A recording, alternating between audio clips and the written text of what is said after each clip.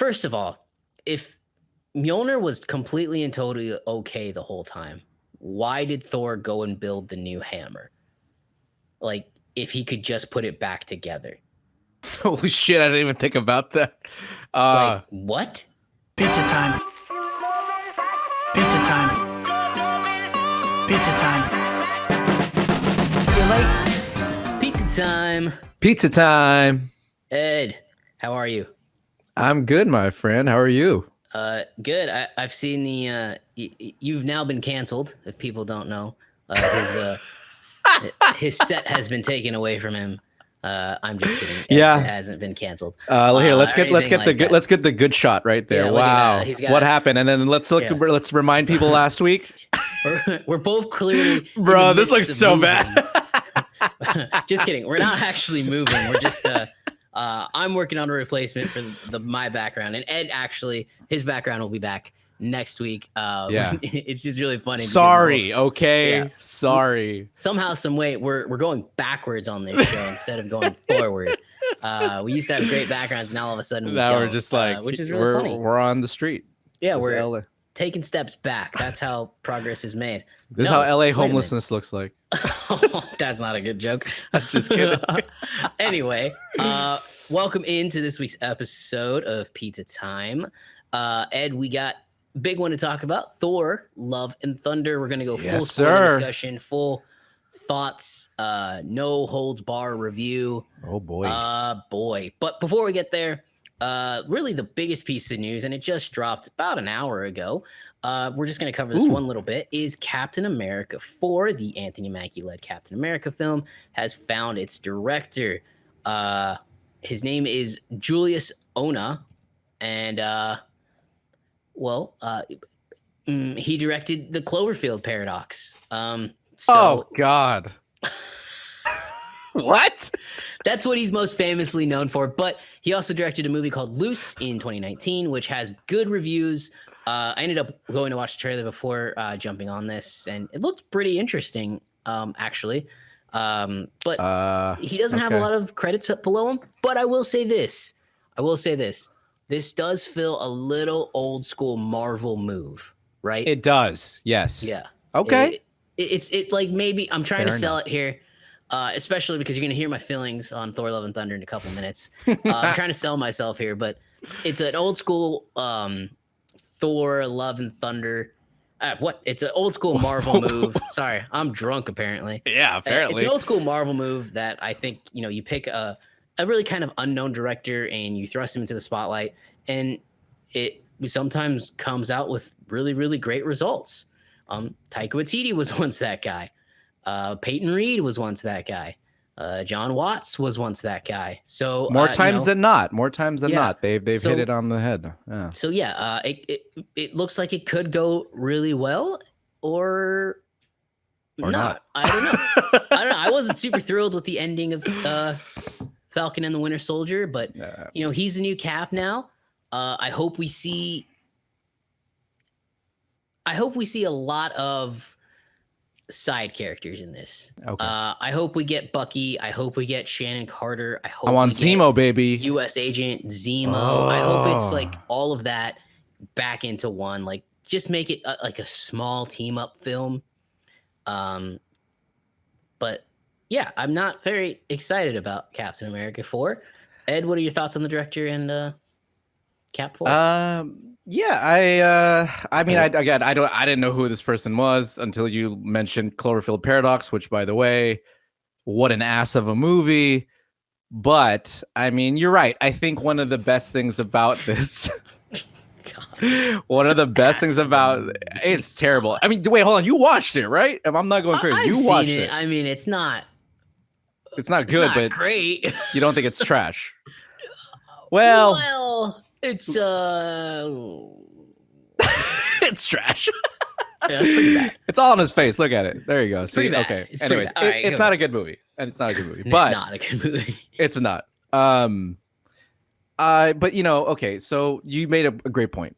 This does feel like an old school Marvel move. It's one of the old playbook, old plays from a playbook, old school. And I'm excited. That's what I am excited for. And the guy's only done 3 movies. Okay. it's unfair to judge him off of one Right. bad sci-fi film. Right. Loose, you mentioned, is his 2019 movie. I have no clue what that movie is.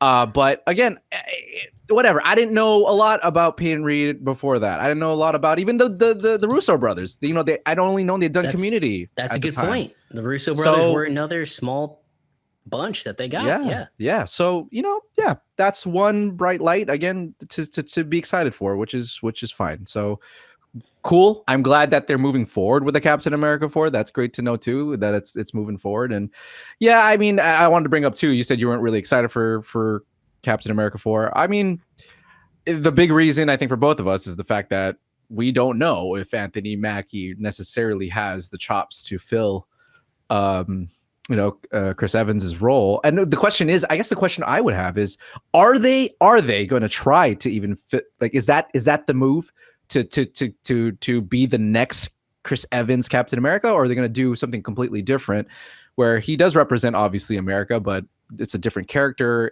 They're not going to try to necessarily bring the gusto that he had. Maybe there's a different angle. Again, I haven't read the comics, so I don't know necessarily how that goes for what's the character's name? Sam Wilson. Sam Wilson. So I'm completely open. I don't hate him as I don't hate the choice. But yeah, he obviously, it's a question about where do they go. So what do you think? Pulling from the comics is a little difficult because there's so many different storylines. I think there's storylines where he's on his own, but I think the storylines I'm most familiar with is when he takes over the Captain America mantle.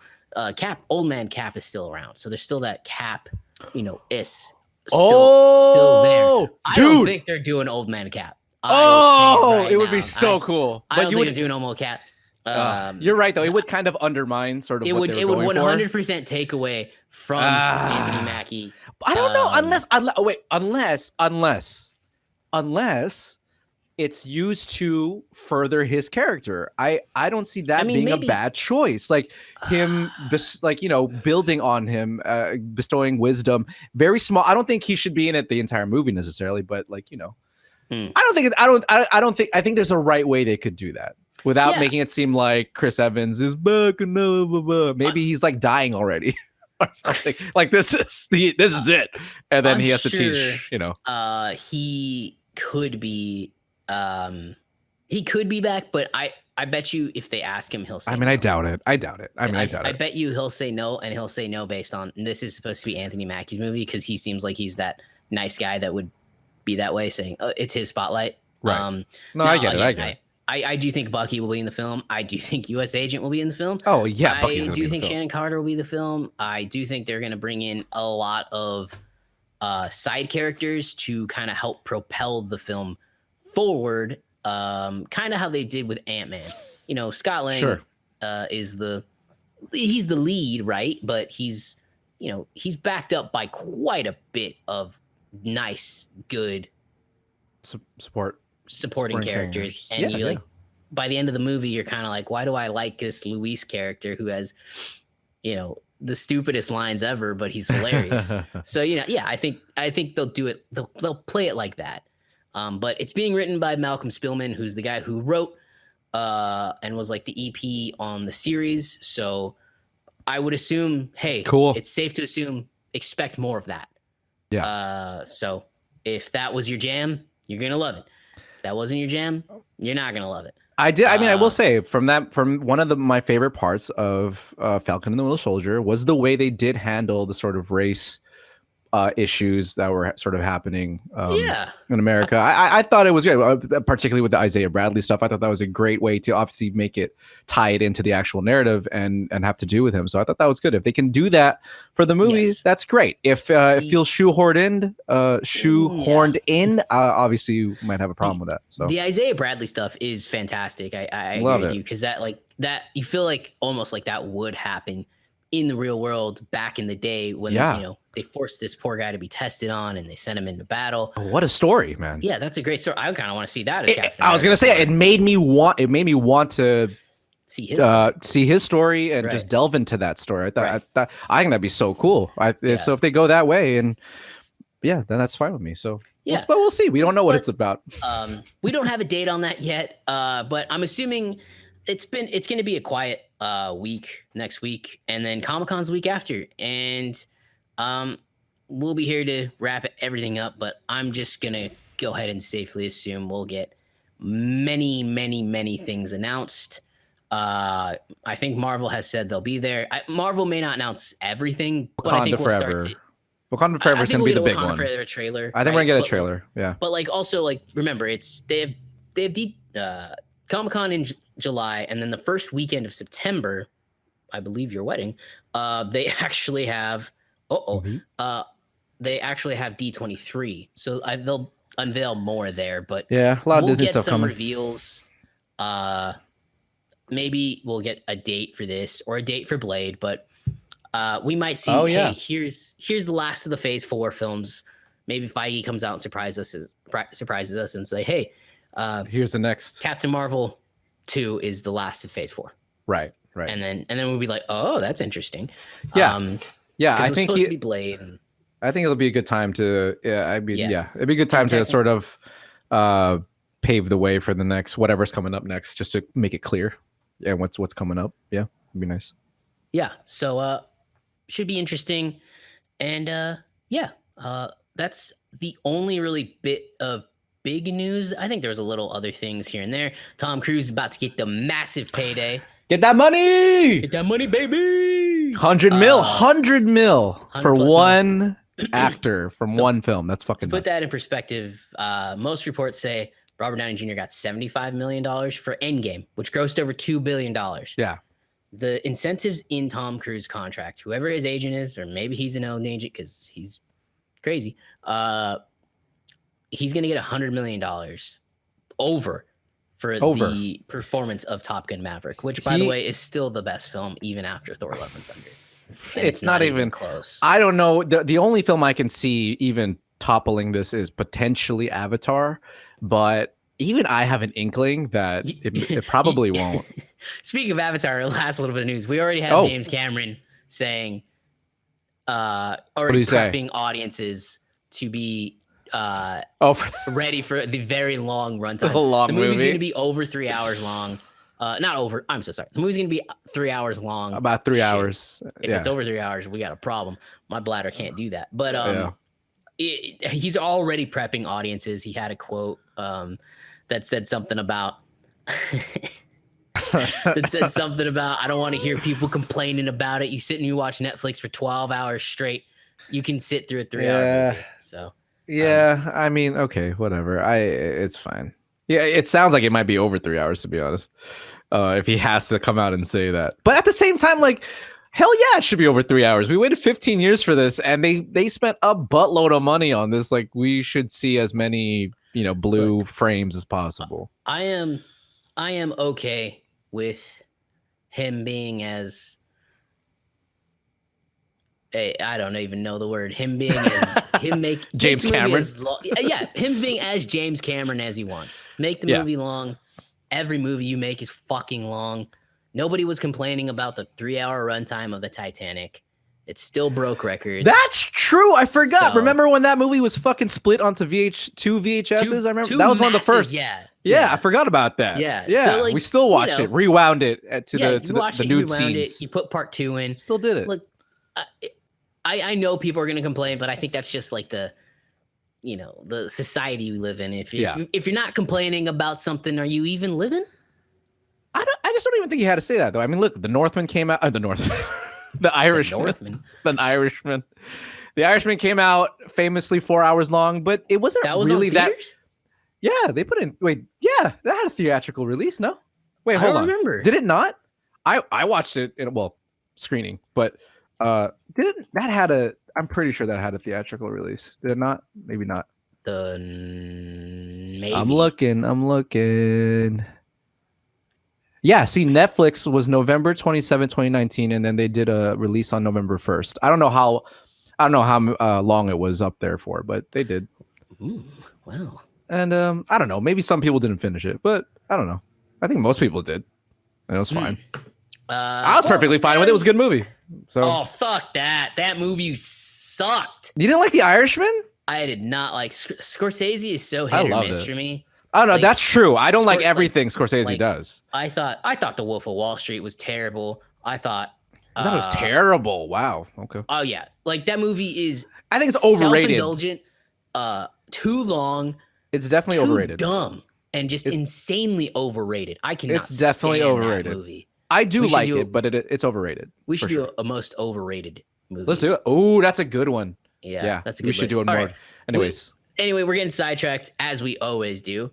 Anyway, so that's those bits of news. Captain America 4 found its director, Julius Ona. Good luck to you. We're rooting for it. We want it to be great. We're gonna a lot on your shoulders. Yeah, we're not exactly high on Marvel at the moment, as But you're no about pressure. to find out. Anyway, Tom Cruise getting that money.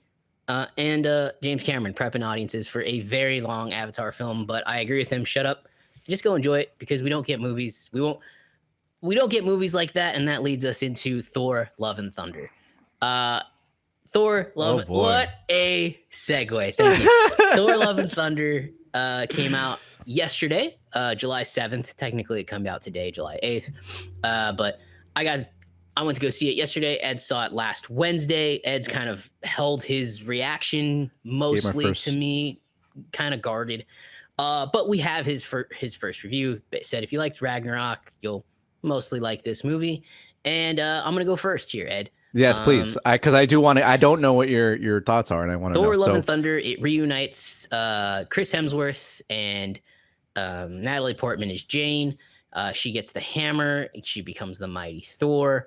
And let me tell you, and then they go on an adventure because there's this guy, Gore the God Butcher, who's apparently killing gods. You don't see him killing You don't gods, but fucking see it. Yeah, he's apparently killing all these gods, so he's a big danger, right?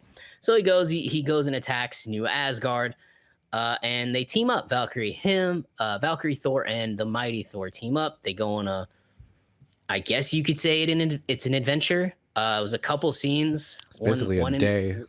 Yeah, and then we meet Zeus, and then they go on a rainbow bridge, which is the Bifrost and the goats, and they go to this shadow world, which is kind of cool. Then Gore tricks them, and he steals the hammer.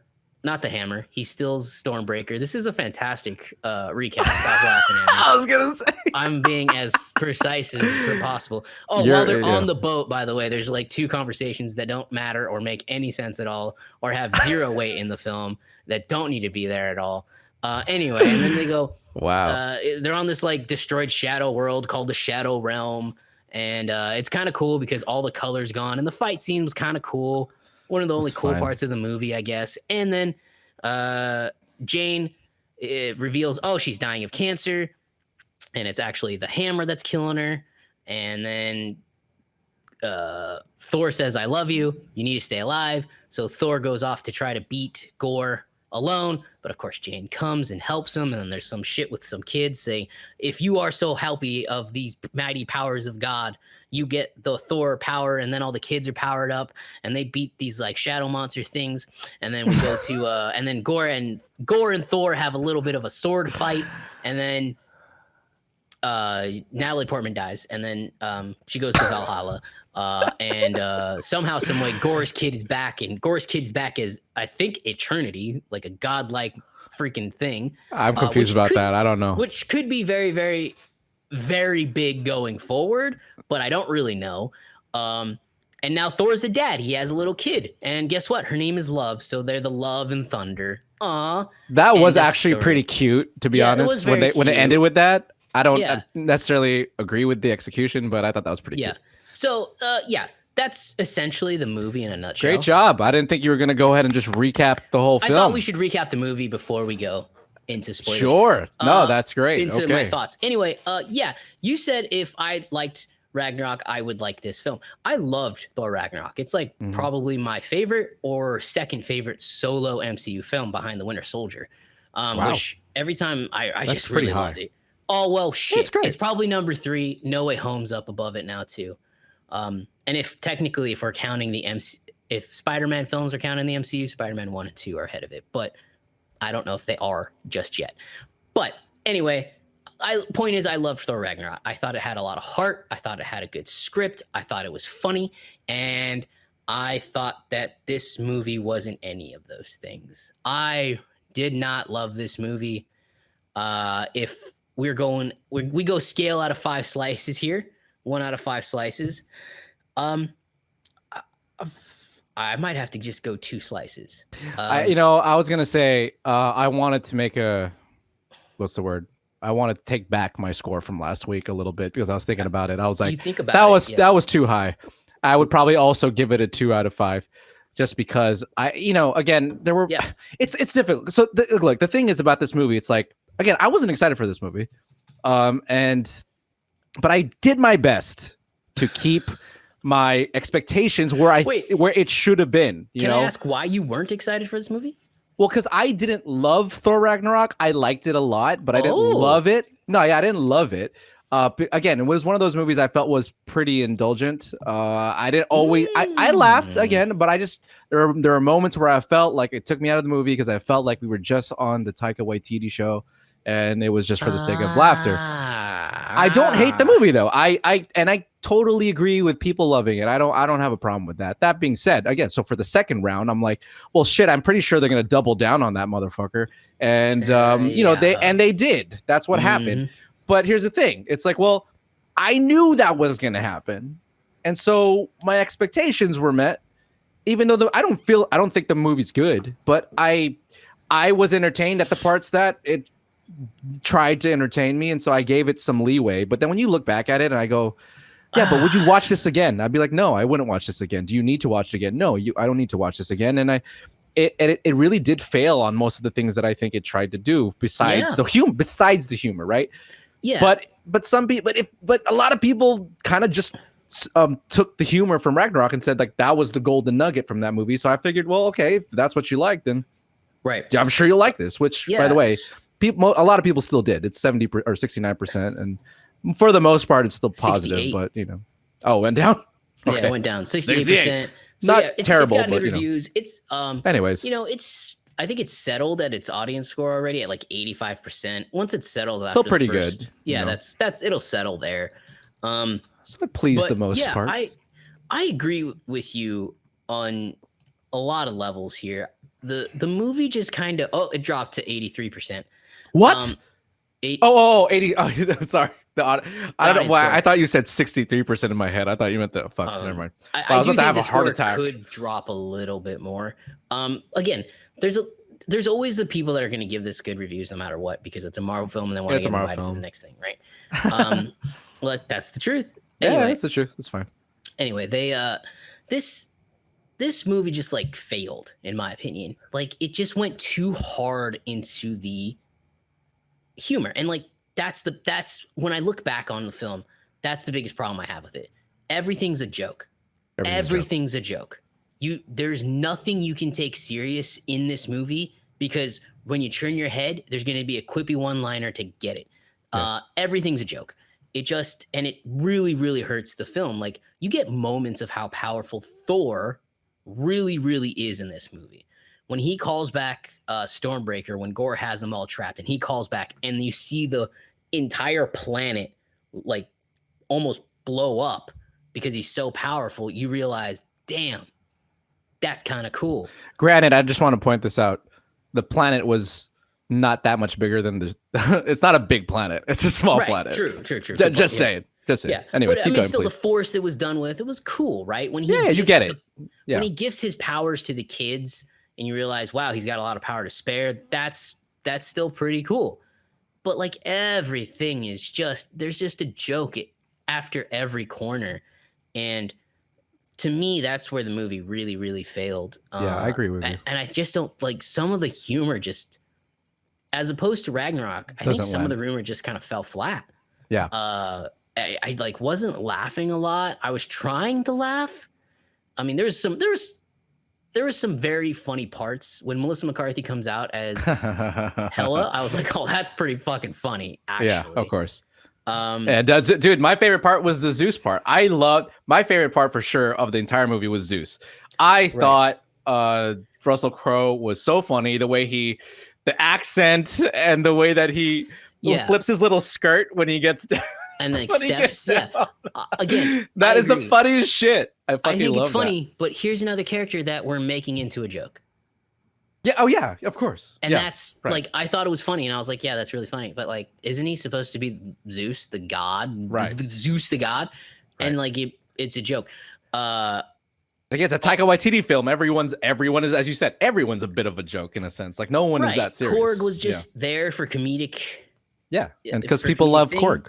The first 30 minutes of the film, I forgot to recap that. I'm so sorry. He's with the Guardians, and it's absolutely pointless and absolutely I'm surprised useless. I'm not surprised you didn't, because that was all useless. Yeah, that's all useless. It's no point. You don't see the Guardians again. Literally could cut all that. It would have been fine. Yeah, you could have cut, shit. and it would have been an hour and 30-minute film, and it would have been maybe better reactions. But yeah, it's the humor for me, and how everything became a joke. Nothing felt serious. There never felt like a real threat, which is the second big problem. And I know you agree with me here. Yep, gore. Yeah, completely wasted. I'm like, how do you get fucking Batman, Christian Bale, one of the best actors of our generation, to play a fucking villain, and then do this? Like I was scared of it. I told you, I was like, I don't know. I'm like, I don't know how much he's in this fucking film, and he's in it, but he's still not in it. Like you made a point earlier. They don't show Thor killing any other gods, and his whole thing is that he's the god killer. Like, what the fuck? You even see Thor almost kill Zeus, and you see nothing from him. What the fuck? What a letdown. A few episodes back, Bullshit. I said I was very excited when they dropped the trailer. I said I was very excited to watch Gore take down Falagar the Behemoth. Yeah. And we didn't get any of that. You get one shot. You get one shot of him dead, and then Lady Sif's in it for some strange reason. I don't know why she's another there. joke, because her arm's gone. And her arm's in Valhalla, but she's so which is that was a funny joke actually. Yeah. But yeah, again, they wasted Christian Bale, and he had moments of like, wow, that's pretty freaky how he can do that. Yeah, he's freaky, especially when he's interacting with Valkyrie and the Mighty Thor and Thor, when he has them all caught. Like you had moments where like, oh shit, this guy's kid could be super menacing, and then you like have cuts of him interacting with the kids being like silly, like he has like this little snake. Oh look, I tore off its head. Right. Like why? Yeah, it's completely wasted. I don't understand how you could do that. It's a massive shame to waste Christian Bale. Christian fucking Bale, man. Yeah, and I bet you Christian Bale watched this movie going, like, being disappointed too, like going, "Oh fuck, I did that for no reason." Yeah, right. And like again, like I think there's a good movie in there, but they just got lost in the jokes. They got lost in the the Taika Waititi-ness. Taika clearly made a decision that he was going to double down on the humor. In fact, there is in an interview they mentioned that there was a 4-hour cut of this film that admittedly they were like, yeah, it was too silly, but it was full of jokes. Like they just went absolutely nuts with the jokes on the humor. Right. And the narrative really suffered. I think one of the biggest issues for me for the film was that they were there again. It's called Love and Thunder, and there is a lot of moments where they try to set up heart and the emotions between Thor and Mighty Thor. Like that relationship was good to see before they broke up. Like that was really nice, but the emotional payoffs in these films are one they're not earned, and it always feels like we're at the third act of those emotional beats, and we don't really get the first two acts. Like it's you know what I mean? Especially at the end when he brings back his daughter, and then she becomes the niece to Thor, and it's like all this is really heavy, like it all happens really quickly, and it should matter more. It should have more weight, but it doesn't earn any of it, and it's like, what the fuck, like. You really could have used a lot more scenes to build those up. It's really makes it feel cheap.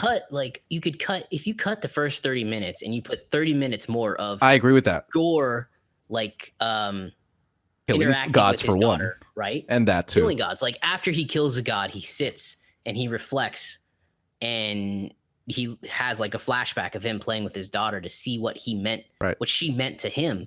Right. Like, that would help so much, because that would give impact to the characters. And I agree with you on the Jane and Thor note. it feels like people forgot that we have not seen Jane Foster since the second Thor movie. Yeah. Like I guess we saw her 2013. That was almost 10 years ago. Second in fucking Endgame. But like it does like that wasn't really her, by the way. That wasn't like actually new footage. Yeah. Right. Like so like what do we do? Like you have to reintroduce her. You have to give us something more than just a montage to some 80s music that is too much. Also, the 80s music in this, it's too much. It's too much. Yeah. I need a score. Like they started they started playing Paradise by Guns N' Roses or Paradise City. And I was like, holy shit, we've gone through like 4 of these songs already. It got me scared because like, is this gonna be fucking Suicide Squad all over again? Like, please don't overuse these songs. Wow, that's a great comparison. Please don't overuse these songs. Yeah. They ended up not really, but it's still a lot. It was a little too much. I was like, really? It was a lot. Another Guns N' Roses song? Like, what the fuck? It's 100% too much. And again, it has its place in films, but not this film. Like because like the reason it works in the Guardians, right, is because Peter Quill carries the Walkman. Right. It's part of him. Right. This just feels out of place. Like, why does Thor like what? Yeah. Like he doesn't. He never actually even acknowledges that he listens to Guns N' Roses. Right. So it's like okay, it's a great soundtrack, but it's not tied to the narrative. Like Heimdall's son changing his name to Axel of Guns N' Roses because like what that doesn't make any fucking sense. The joke falls flat because you've done no build up to it. Right. Like maybe if Thor gave him a CD or something. Like I love Axel. Like okay. Yeah. So that was another thing I agree with you on the problem with the film. Like, good. Let's go. Let's stick on Jane really quick because I think there just overall you're right. Like there should have been more to Jane 100%. Particularly because we find out this is the only time we're gonna see her as Mighty Thor because we learn that she dies. Well, multiversal incursions in the future pending. But at this point, you know, she dies at the end of the film, and it's like, okay, so this is like kind of like your one shot to get him to get us to like her in this universe, and it's like, well, I want to talk to you about the worthiness, how they handled her worthiness, because I think that completely undermines the whole point of Mighty Thor, right? Because correct me if I'm wrong. So in this film, we learn that she's not even necessarily worthy of Mjolnir. We learn that Thor asked Mjolnir to take care of Jane if she were ever to get into trouble, which is sweet, which is fine. But at the same time, isn't it not in the comics that Jane was actually just worthy because she wanted to be Thor? She even says like, like the world needs a Thor after Thor, our Thor die or loses his powers or something. He becomes unworthy or something is what happens in the comics. But here it's like, she doesn't really earn it. Like it's because Thor told Mjolnir to look after her.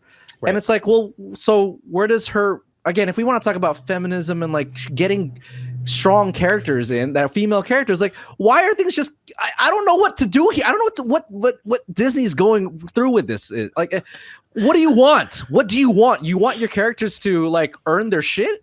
Or in this case, I can hear the feminists going, well, fucking A, man. Like it was the man in the relationship. That's the reason why she's strong, is because he bestowed the power on her. She didn't really earn it or anything. And right? I mean, correct me if I'm fucking wrong. So this movie does a lot of like for the LGBT, or tries to do a lot for the LGBTQ community and whatever, trans community, whatever. And then they go to do that.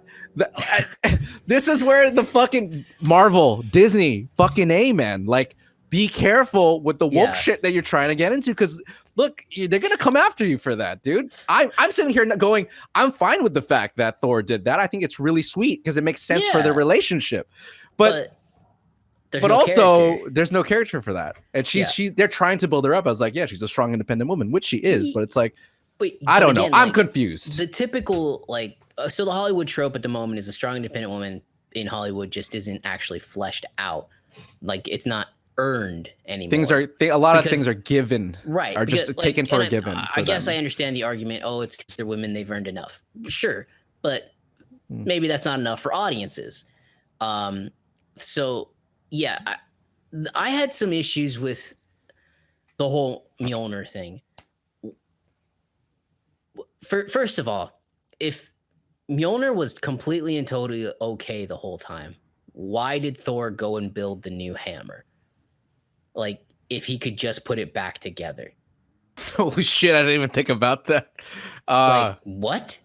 That's a great point. What? Well, hold on. It's because Mjolnir. Well, forget Mjolnir. The reason why he got Stormbreaker was because it was in their lore was the only weapon that could like kill Thanos or something, right? That was the whole purpose. It wasn't that Mjolnir was broken. It was that Stormbreaker was it was the mold that this was going to be the weapon that could kill. He's either Thanos or it was the Gauntlet, because the Gauntlet was also made at Nidavellir or something like that. The Gauntlet, I think, was the one. I don't think it was. He just needed a weapon, is what he said.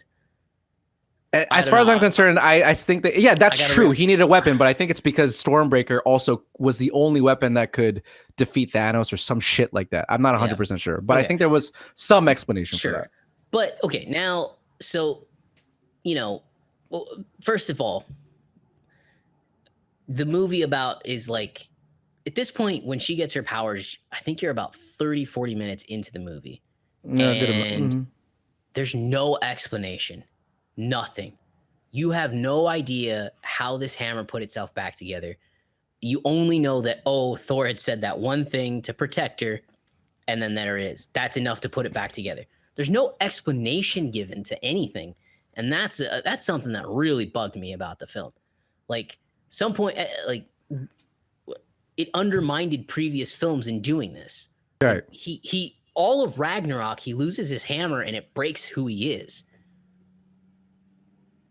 But he could have just put it back together? Is that where we're at? Yeah, there's no explanation for it at all. It doesn't make a lot of sense. No. And it's almost like, well, shit, the Mighty Thor needs to come in, but we don't have a hammer anymore.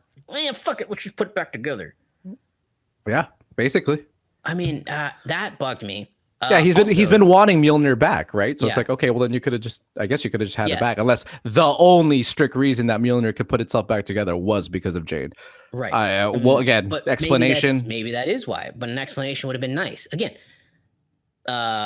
more explanation in this film. You can't take, like, Marvel. You've done a lot to get into the like good graces of audiences, but that's only gonna last so long if you continue to take like so much, what's the word I'm looking for? So much liberties, and just say, we're just going to assume you're going to be okay with this in terms of story, then that's fine. But I think audiences are going to be like, I don't know. I mean, this movie's, they're projecting this movie's going to top out at 735, which is still a very strong box office. Yeah, that seems about likely. That's shy of the billion Marvel was doing. I mean, they had a string of billion-dollar franchises, even Strange and Multiverse of Madness. Like, if you told me a Doctor Strange movie would outgross a Thor movie with Chris Hemsworth behind it, I'd be like, nah, after Ragnarok, no way. Right. But it looks like it's going to. So, yeah, the liberties this movie takes is very, very another big problem with it, in my opinion. Yeah, it's the problem again. It's like it falls in line with our big problem with Phase 4 is really the story. Is the narrative, like the writing is just not as not as strong as Phase 1 and 2 and 3. And I don't know where this is going wrong. I don't know. Is the multiverse a little just too complicated? Is it like other people? Is it Kevin like not really maybe sure about where this is all leading? But either way, it's there. I wish they would take it a little more seriously like they did in the first one, or at least or whatever, like, because it's not feeling that way at all right now. Yeah, no. And another issue I had with the movie. Oh, no, wait, before we go there, back to Jane. We were talking about Jane. So I think Natalie Portman was completely fine in this movie. Yeah, she's fine.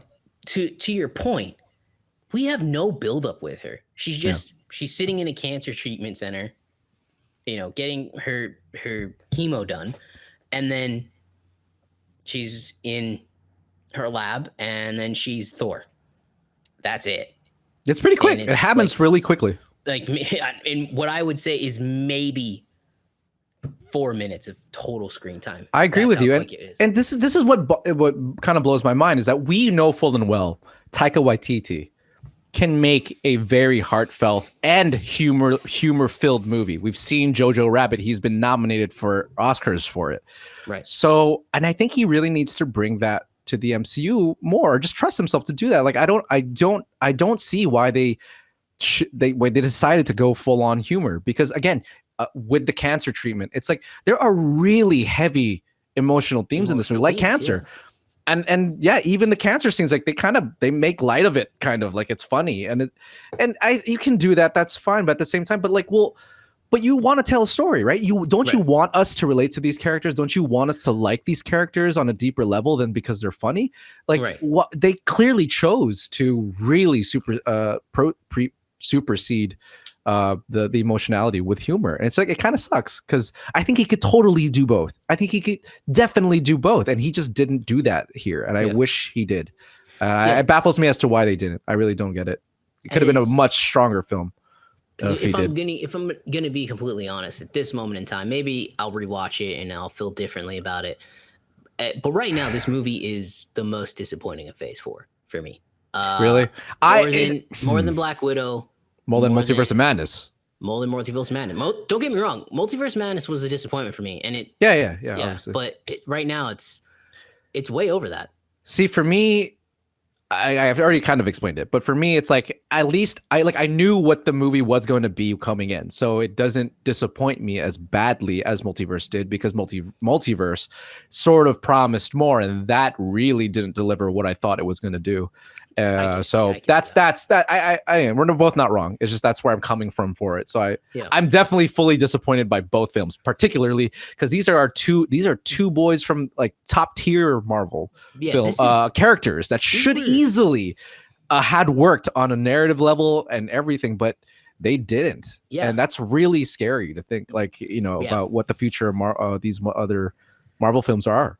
And like, look, these were two of my most hyped movies of the year. I was so excited for these films. I was like, man, these are two big Marvel tentpoles. They're going to push Phase 4, finally kick it off into where it needs to go. And I just feel like we're just spinning on wheels at this point. But yeah, I would watch Multiverse of Madness over this. Really? Because I do like the directorial style of it a lot more. Sure. I think Strange does have some really cool moments. Like I said, I love that like Mozart the music scene. Yeah. That's so fucking cool. A lot of people do. Very creative. So yeah, I think to me this is the biggest disappointment. I will say, like, I wouldn't rewatch probably either, to be honest. Even though I have rewatched Multiverse of Madness because I had to. But I'm good. Like, I'm good. I don't need to see either of these films again. And it's like that sucks because almost every Marvel film in Phase 1, 2, and 3, I've wanted to watch at least more than once, because there's always something to love about those. Particularly even the narratives have always been pretty good. They haven't ranged from they rarely ever ranged from disappointing, to great. They were always like, okay, good to like really good. Yeah. But here, like, these are straight up like just not interesting. Yeah, they really failed on the narratives. Exactly. The narrative really failed here, and that's the biggest problem with the film. Again, and I want to go into my last problem with the film before we move on to like things we like, because we should give it some credit, I guess. I have some things to like. Here we are again, and it's Thor finding himself. Like, and Thor's still dumb at points, and it's like, yo, we get it. Everything has been taken away from Thor. Like, how much more? Again, you're gonna put Thor through some shit again because Jane gets taken away from him after he just gets her back. I forgot about that. So he just lost Jane too. His mom, his brother, his dad, Jane now, Mjolnir at one point. So like, again, we get it. Thor's been through a lot, but shit. I just don't. I'm tired of it's a movie about Thor finding himself. Like, we have that already. Like, that was Thor Ragnarok, and he loses a hammer and he figures out he's the god of thunder. Then he's a badass in Infinity War, and then you can understand his struggle in Endgame because it makes sense. The struggle here doesn't make any sense. Like, it's like, sure, okay, you're sad because you've never loved anybody. Yeah, and again, it was poorly executed. Yeah, Again, it they was do just half really- measures with it. Yeah, you don't really fully feel for him. Yeah. And let's talk really quickly about then what he does get at the end of the film with love. So what ends up happening is that Gore wishes for his daughter back instead of killing all the gods from the what was the name of that thing? Eternity. It's one of the major Oh yeah, big gods it's like a or celestial, I think, and Eternity. entities. Yeah, I don't know, Eternity in was the his- Marvel was her universe name. Yeah. can grant you one wish, whatever. So he wishes for his daughter back, and then he's dying, so he has to give the daughter to Thor, and so basically that's what this whole movie ends up being about, is that he now will have the responsibility to be she calls him Uncle Thor, so I don't know if but he'll be a father figure, obviously. Right. So he's gonna be he's gonna be more or less a father. So he has to take care of someone finally. So yeah, I wanted to get your take on how the film ended that way, and what do you feel about how do you feel about that and it moving forward for Thor? Like, obviously now I think this is going to be his new thing. I think we're done with the whole what Thor's lost. Yeah, I feel like now it's going to yeah. be how do I take care of a kid? So what do you think? What do you think about that then? I think that I thought the ending was fine. I thought it was cool. The future of Thor. We got Thor will return at the end of Thor: Love and Thunder, which I guess was kind of a big announcement because, hey, yeah, we didn't know if he was going to come back, but Contract renewals. Please, he's coming back. Get real. Great. He's great like he was born to play this character. For sure. So yeah, I think that hopefully whatever the next one is, and we can talk about, I guess, the post-credit scenes now. Clearly they're setting up him, I guess, in the comics. Before I go there, I'm happy with the way it ended. It does seem like we're finally over a sad Thor vibes, Thor going on a mission to find himself. We'll get into Thor being the god, being the full mass protector he can be, the guy that's going to make the very, very difficult sacrifice and do something to become unworthy. Is like, that's what I want to see. I want to see that gritty Thor movie that does something to make him become unworthy. He does it to save the universe, but all of a sudden he now can no longer pick up Mjolnir. But like tonally speaking, assuming that we get Taika Waititi's Thor 5. And obviously me either. I'm done. But you know he's coming back. I think it's a done deal. Obviously we'll see Thor again. I'm assuming we'll probably see him in Avengers 5 before there's another Thor, unless they just like fast track the next Thor. No, I don't think so. I don't think so either. Yeah. I feel like they have way too many things they need to get going here to do that. But yeah, I'm happy with the way it ended. It seems like we're finally past this sad Thor moment, and we're gonna be okay. I will say the chemistry with the Guardians, it did make me excited for Guardians 3. I do feel like this is going to be an outlier of Phase 4. I am still excited for Quantum Mania. So as low as I am right now on these Marvel films, by the way, I am excited about Wakanda Forever. I just I don't really have any idea what that movie's going to be. It's coming. It's coming. Yeah, I just we'll know soon. Look, I think Chadwick Boseman is the anchor of that franchise, and that's gone. So, we're going to find out if movie-wise it's going to be good. I mean, it's going to get good reviews no matter what. We know that. But no, we know that. They're going to throw the bone. Anyway, yeah. I'm happy with how it ended. I agree with you. It feels like it's going to be finally past the point, and maybe we can see something new from this character. I bet money that there'll be like some sort of like old 90s, 80s 3 Men and a Baby situation type of movie for the next one, where he's like needing to take care of a child. That sounds awful. I would no thank you. I hope not, but it's like the first thing that comes to my mind, like dad. Thor's a dad now. It's like here, it's gonna be funny. So let's talk about things we liked about the movie, because people were probably listening to it. If they made it this far, they're going, sorry if you liked the film. Clearly, we didn't love it.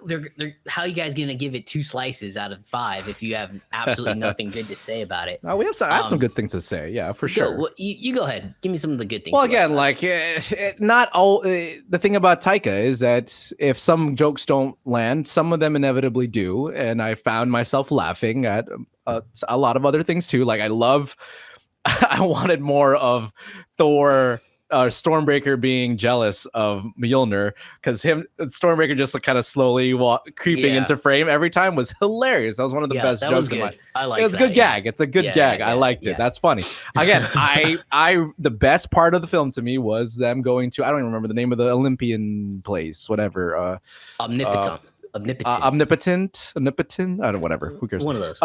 But yeah, I loved the Zeus stuff. I was dying laughing with the Zeus stuff because, again, at that point, it's like I get what this movie is. Just give me something really good though, and funny. Yeah. Yeah, and Zeus. I mean, again, Russell Crowe as Zeus. I could rewatch that. I probably will. Over and over because I just thought that was fucking hilarious with the skirt and his accent. I thought was just his whole demeanor. I just thought was really freaking funny. Yeah, it was just really refreshing to see Russell Crowe do something that comedic too, because we've been taking him as an actor and as a person lately as someone really grumpy, and obviously he's kind of let himself go. And it's good to know that he completely embraces that and he's willing to play these silly roles and take it all in for what it's worth. So that was good too. Besides that, I mean, I didn't care too much about the Black Plant, the Shadow Realm, Yu-Gi-Oh! Shout out to Yu-Gi-Oh! Shit. I didn't, that fell flat to me. And honestly, those were the big highlights, was like some of the humor, and then of course Zeus. And then of course it's just good to see Chris Hemsworth fucking Thoring it up. Like that's one of the best things. But that's pretty much, I mean, those are the big ones for me. So what were some of yours? Well, as I said, I loved the Guardians part. Apparently James Gunn was involved. Oh, you did like it. You just didn't think it was necessary. Oh yeah, it's totally unnecessary. Oh, okay, but you did like it. Okay, I liked the Guardians. I thought it was forgettable. I just didn't. Whatever. No, not.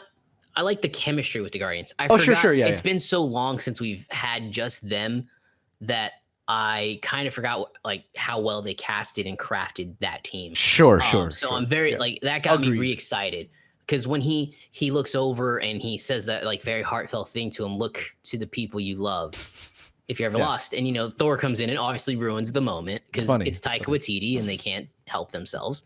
But he looks over and it's really funny and it like you like, oh wow, he loves his team now. And you hear him talk just that little bit about Gamora and how much it absolutely still haunts him. So yeah, I thought that part was great and it got me excited for Guardians 3. Like, cool, I'm hyped. This movie's gonna be fun. The movie's gonna be super fun.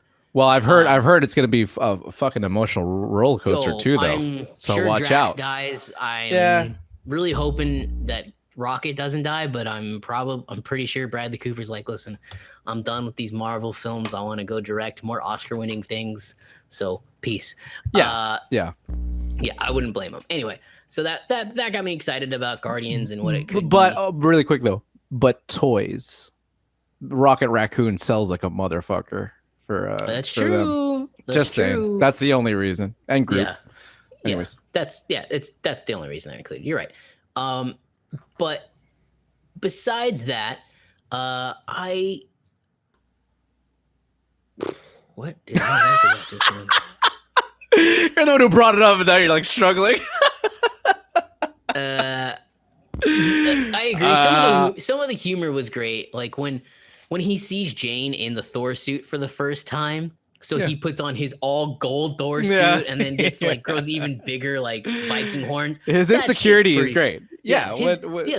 Chris Hemsworth is great in this. His insecurity about Thor is still very, very good. Yeah. And that's something they shouldn't absolutely lose. I'm just like sick and tired of him always being a joke. But that part was cool. What else? What other part was cool? The Olympus stuff. I'm just gonna call it Olympus. Olympus. The Olympus stuff was cool. Thor catching the Thunderbolt, I thought there should have been a more like dump moment to it, like in the score, but I still thought, oh yeah, that's pretty dope. Thor. Oh, I made fun of it, but I did actually thought the part about when he gives the kids some powers, I was like, that's kind of cool. It's pointless, but it's kind of cool. Absolutely pointless. But it's cute. It's cute. Absolutely pointless. It's cute. It's cute. But it's cute. Yeah. So and then that's it.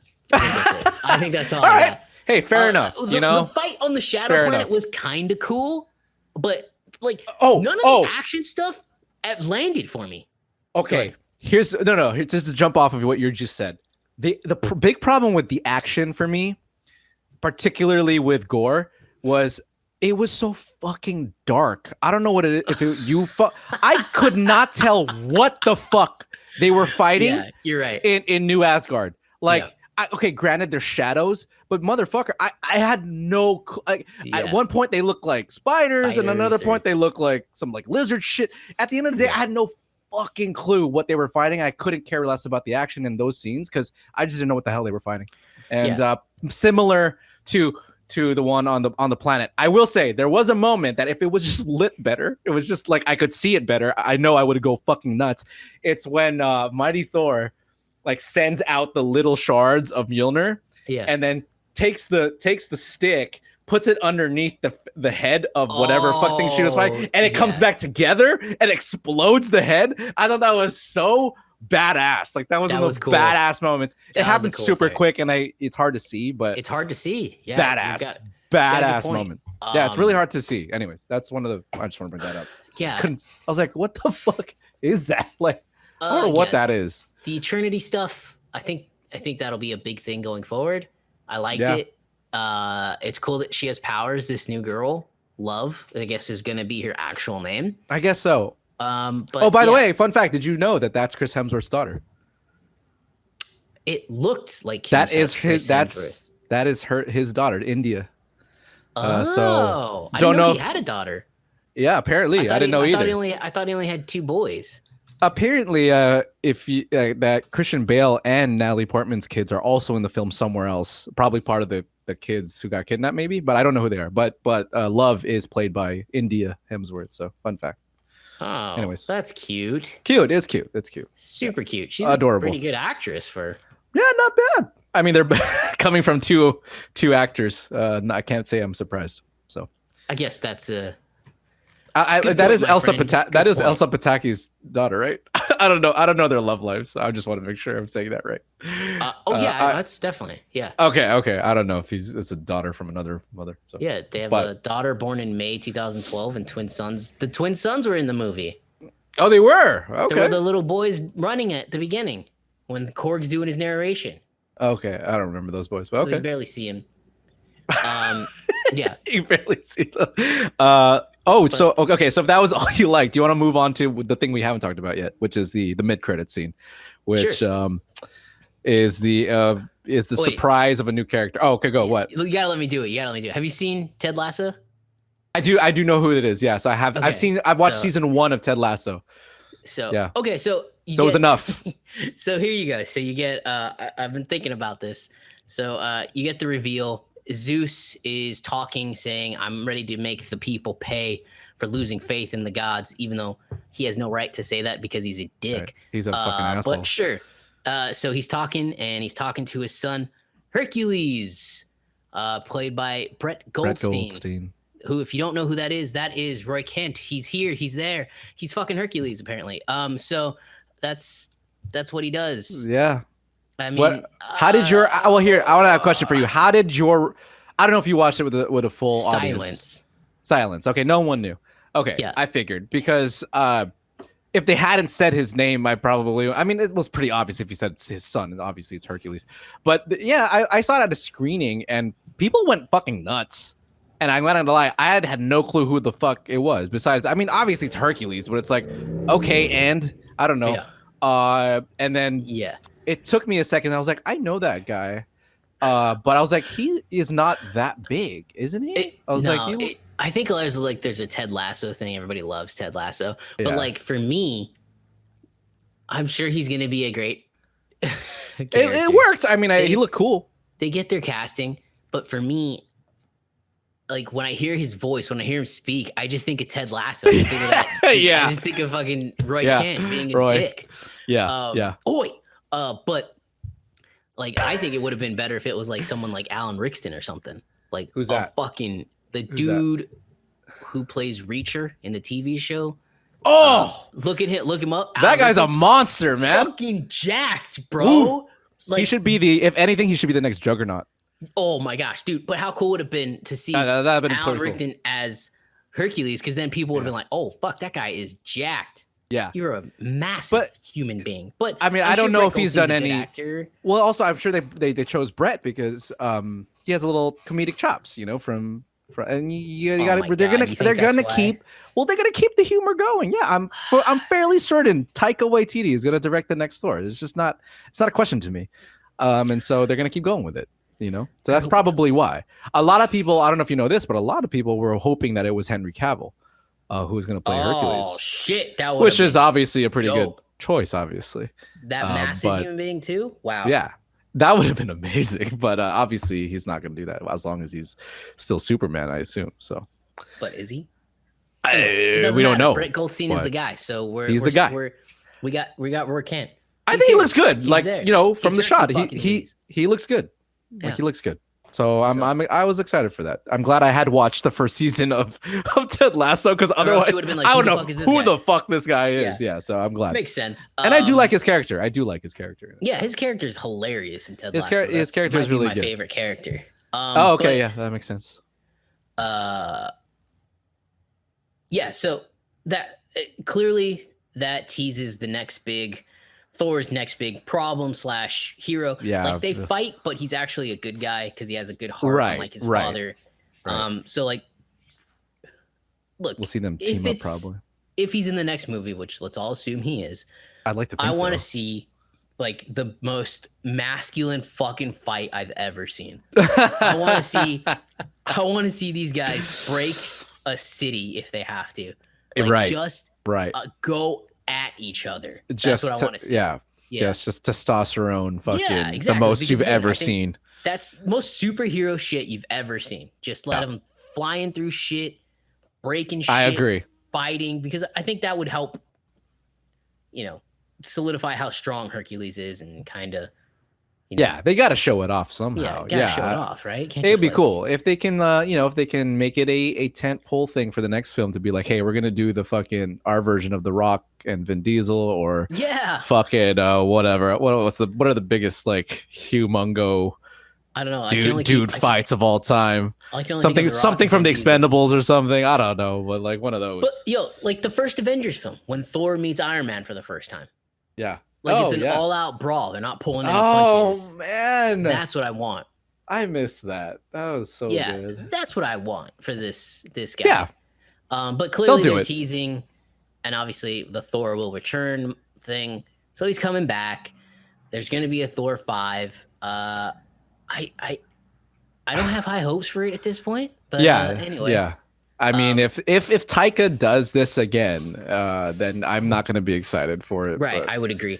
It needs more does- balance for sure. Right, I would agree. You can't it's way too Taika. Again, look. If you look, I was looking at the Rotten Tomatoes, both the audience and the critics reviews earlier, and a lot of people did have a problem with the humor. They just thought it was too silly. It was it just took over the movie, and some people wanted to leave. And I'm like, look, you're gonna make money from this, but I hope you're looking at what people are actually saying and just do some course correcting. And I like to think he is, so we'll see. Yeah, I think there's a lot of reviewers, to their credit, that have been very fair with this movie, saying it's too humorous. It's too humorous. It's too much. It's too much. I have not seen one person saying the humor is perfect. I've seen a lot of people also criticize the same thing we have. It lacks a good amount of heart. Yeah, it does. It lacks a good amount of heart for something. It's a story about, two people reconnecting. It should have way more heart than it does. And it's just like very, very interesting choices made in this film.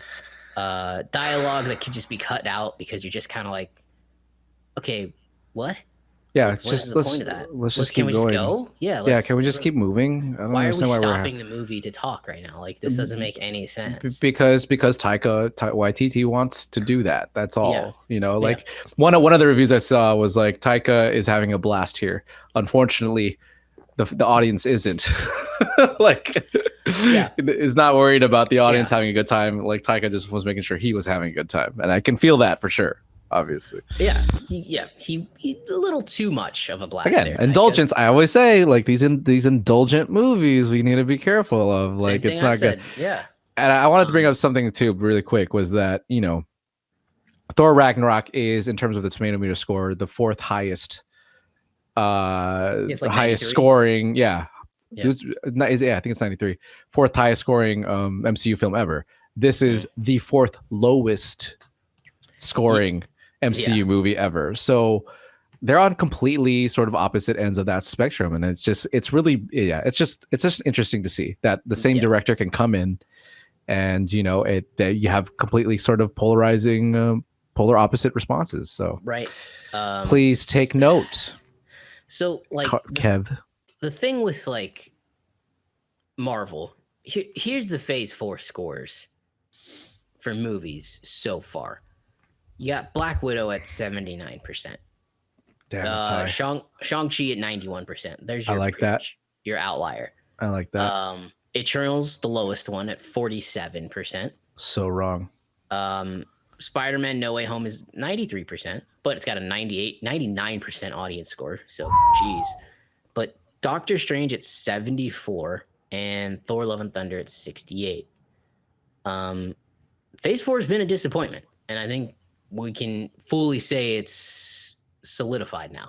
If you take out No Way Home, dude, we got these two movies should be as big as No Way Home, and we're here. Yeah. Talking about what went wrong instead. We haven't mentioned the second post-credit scene, by the way, which is... Well, you brought it up a little bit earlier, but yeah. Yeah, Jane goes to Valhalla, and I think all it is them saying, this is Jane's goodbye. She's in Valhalla. Yeah, she made it to... send-off moment. Yeah. That we'll probably never see her again. Well, it's, again, the idea that like only heroes who die in battle are worthy to go there or some shit like that. Right. And we see Idris Elba again, which is always nice. Yeah, it's very cool to see Idris Elba. But okay, that's the question I had for you. Everyone was calling it epic. No, right? Like this is not. These two were not particularly epic end credit sequences. Oh, right. Can we get on that point for just a second? Stop hyping up these post-credits. Yeah, please, for the love of God, stop. They're not epic. Neither of these were epic. Epic? Like, what the fuck are you talking about? You mean like epic, like the first fucking credit scene ever with Robert Downey Jr. and fucking Nick Fury? Epic? No, hell no. It's not even in the same universe like as this. Like, shut the hell up. Yeah, stop hyping these up because all it's doing is getting people excited, and then it's just like, wait, what the fuck was that? Yeah. The Multiverse of Madness post-credit scene, terrible. The fuck? Like, I don't care about Clea. I want something again. There used to be a time when the post-credit scenes in like when you were like entrenched in Phase 3 and Phase 2. The post-credit scenes all connected to the next movie coming out. Right. Because they were connecting dots. Right. Marvel's got to get to that. Yeah. They got to get to that. Bring it back, man. Yeah. Like we're on the last episode of Miss Marvel. I haven't watched it. I just watched a recap of it. I haven't watched it at all. She goes to she travels back in time, which apparently breaks Endgame's. What? Yeah, it apparently breaks Endgame's time travel, and then she finds out. Episode 5 or 6? 5. 6 is that's the last episode that goes this week. Oh, okay. So, or next week, sorry. I guess it's Friday. So she like travels back in time, and you find out that she actually saves her grandfather's life or something like that, which is like, wait. So she intervened in time, but if you listen to the rules of time travel in Endgame, that breaks the rules of time travel. Like you can't actually intervene. Yeah, correct. So, it goes. Yeah, right. But it's not Back to the Future. Right. But anyway, look. So she goes back in time, but before that, she learns that there's a whole other realm out there. You know, we're dealing with other realms now. Here we go. We've got Zeus, we've got Hercules, we've got a bunch of different other gods. Who apparently are all just wasted. They're just there to be cool and shown in cool dresses and shit, I guess.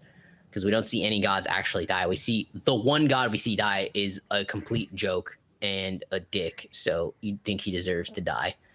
And then, like, we have the quantum realm that's coming up in Ant-Man and the Wasp. We have the multiverse that's already been introduced in Multiverse of Madness. Marvel needs to use these post-credit scenes to connect dots. It's too much. It's getting too much. Like I watched Shang-Chi again the other day, and it was just like, Oh Yeah. fuck! I totally forgot. Yeah, this is a whole nother realm again, where there's They're- just like dragons and shit, and They're I'm in a like, different realm. how the which, fuck do these all tie together? by the way, they're in a different realm that doesn't even. I think Miss Marvel is a different realm Yeah. than Shang-Chi's realm. Right. So now, like, wait, there's how many of these things are there? What's going on?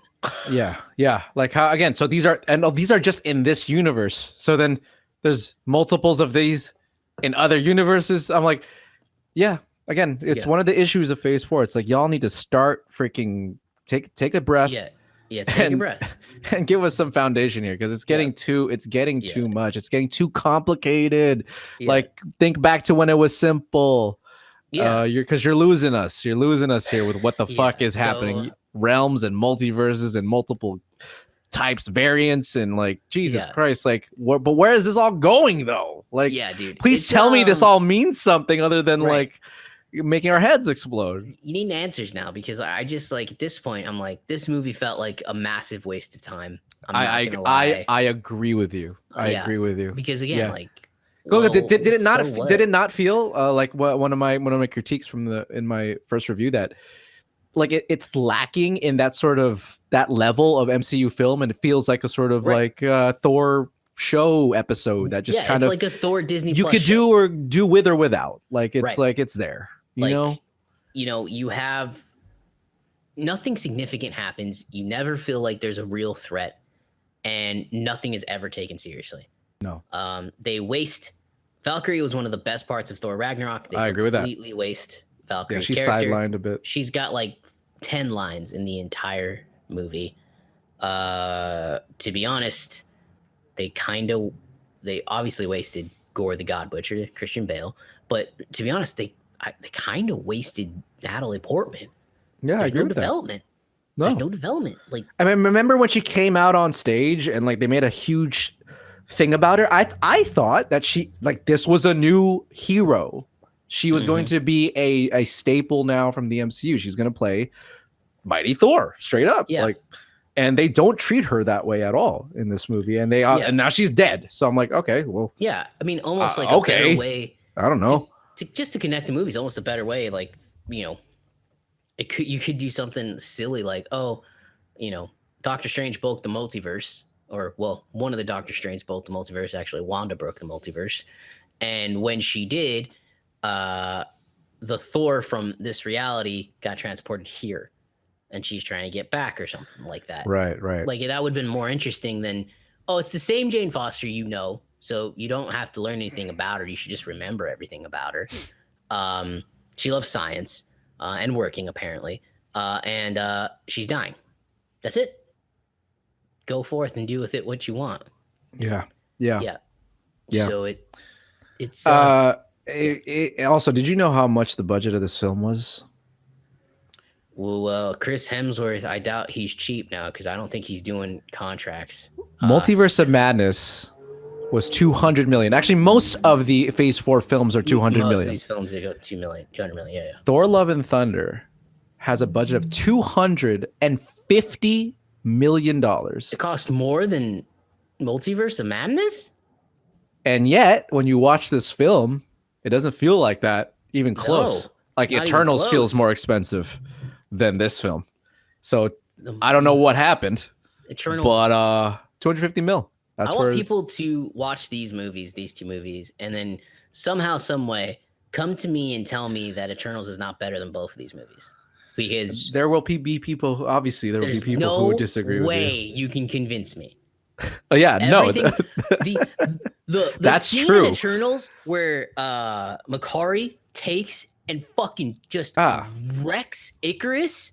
The That best. is, that's so Best. good. That's better than anything in these two movies. It's so true. Yeah, Like, obviously. she fucking wrecks that dude, and she's just a speedster running around beating the shit out of him. That is so cool, man. I would argue And- there are so many scenes in the Eternals that are clearly better written and thought out than in Yeah. Multiverse of Madness and in Oh, yeah. this film. I mean, There's more development. Kingo from the fucking Eternals gets more character development. I'm telling The you, man, person with the least amount of character development. I don't understand. I still to this day, it's one of the biggest things about the MCU or in any movie I've ever seen, like where people just, I don't understand how you could hate Eternals to that Yeah. level. Yeah. when you have these other Yeah. films. Like, it just doesn't compute to me where that went wrong. I just don't get it. Don't get it. So to this day, it's a mystery. It's a complete mystery to me. anyway, that's I mean, I don't have anything else to say. We don't have much good to say about the film. Yeah, It's unfortunately, just a big disappointment, you know. it's a bit. It sucks. It really sucks. Again, because it's like, this is Thor, and it had such a huge comeback with Ragnarok. Like how could this go wrong? You know, like how could it? And it did. I mean, I don't understand it. Yeah, $250 million. You have Taika Waititi.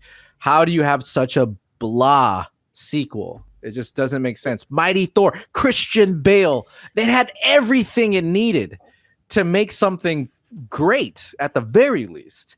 Yeah. And it just doesn't work. It falls into your typical sequel problem.